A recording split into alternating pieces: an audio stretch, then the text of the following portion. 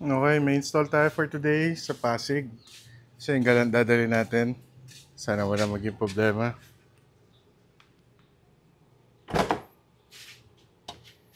Tingnan natin kung magsa-start siya agad. Kasi nagpaparamdam yung starter. Ngayon, dun sa nagtatanong kung naayos na yung galant dahil doon sa tumirik na nakakapagpalit na ako ng fuel reg. Napalitan na ni Unknown. Moment of truth.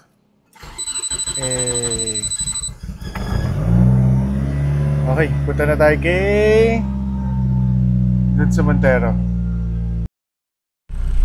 Siyempre, nagloko na naman. Katulad nung before. Napalitan na yung fuel reg. So hindi ko na alam kung ano nang sira. Okay, so dito tayo sa Uni Oil na abutan. Nag-voice over tayo kasi nasira yung mic natin. Nawala yung, hindi ko alam. So walang sounds kahit background music. Anyway, so ito yung fuel reg. Papakita ko sa inyo kung ano nangyayari. Dapat kasi yan naka 43.5 pagka vacuum off. Pagka balik mo ng vacuum, babagsak siya to 38 to 39.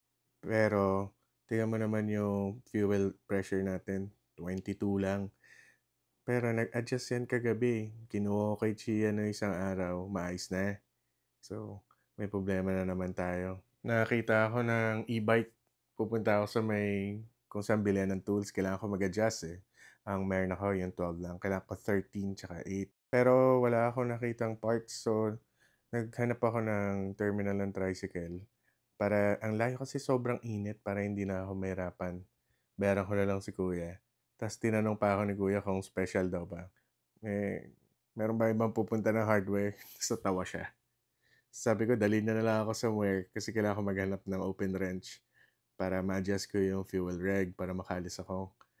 Po, ito nakakita ako na 1.4 pa dito. Bumili na ako ng isang set para tapos na. Iiwan ko na lang sa galant. Iniwan natin siya sa may Uni Oil. Nagpaalam tayo dun sa cashier. Tapos medyo hesitant sila. Pero pinatabi lang niya muna. Sabi ko, saglit lang ako eh. Pumayag naman. Tapos sabi niya, adjust mo na lang dito para hindi ka na makaistorbo. So, syempre, nakaka-istorbo nga naman tayo. Na-adjust na natin. And then, ayan. Ito na. Nagre-reklamo na ako dyan kasi sobrang init. Pause ako. Tapos na-adjust na natin. Ayan na. 39 na siya. Pwede na tayong pumunta doon sa pupuntahan natin dapat. Malapit na lang yung pupuntahan natin. Tapos ito, sinasabi ko dito na sana wag tayong tumirik sa traffic.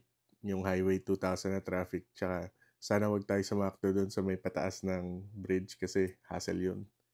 Tapos ito, buti na lang dito tayo na abutan sa may loob na ng village.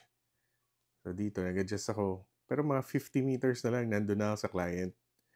Pero nagloko pa rin yung galant. Kaya, yan. Ang dami ko na namang sinasabi dyan.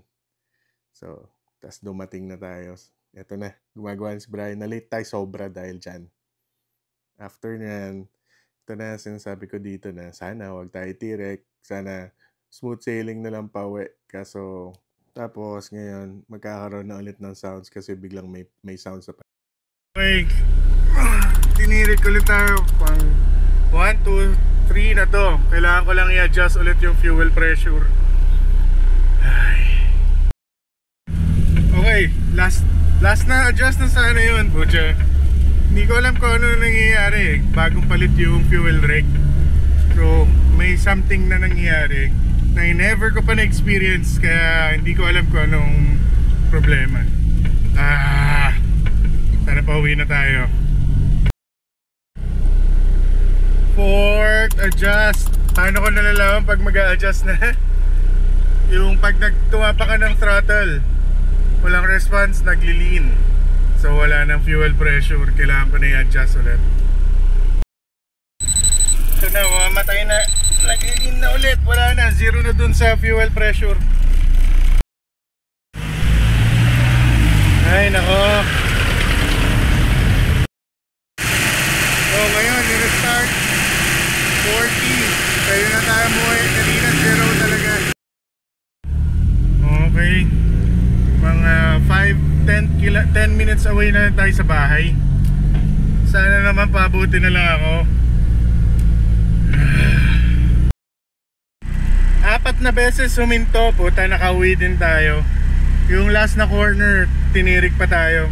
Ang weird nitong auto na to kasi pag pinapatay, nagkakaroon ng fuel pressure. Pag nire-restart, meron ulit, pero nawawalan siya. So parang may nag-overheat na. Sobrang stressful i-drive nito, nakakainis.